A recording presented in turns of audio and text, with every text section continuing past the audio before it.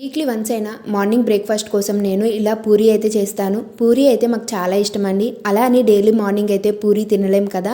ఇప్పుడు ఒక బేషన్ తీసుకొని అందులో మైదా పిండి, ఆయిల్, ఉప్పు, కొంచెం కొంచెం వాటర్ వేసుకుంటూ బాగా కలిపి ఇలా చపాతీ పిండిలాగా మెత్తగా కలిపి పక్కన పెట్టుకోవాలి.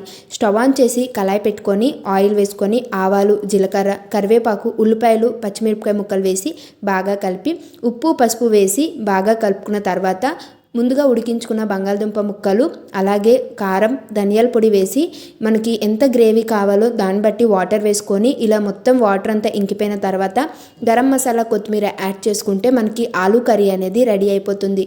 నాకు ఇక్కడ పూరీ కోసం అయితే ఎక్కువగా నేను ఆలూ కర్రీ చేస్తాను. నాకు ఆలూ కర్రీ అయితే చాలా ఇష్టం అండి. మీకు ఇష్టం ఉంటే ఇక్కడ బొంబాయి చట్నీ అయినా చేసుకోవచ్చు. ఆలూ విత్ పూరీ అయితే చాలా బాగుంటుంది. అండ్ మనకి పూరీలు అనేటివి బాగా పొంగడానికి ఆయిల్ అనేది బాగా హీట్ అయిన తర్వాత పూరీలు వేస్తే మనకి పూరీలు అనేటివి బాగా పొంగు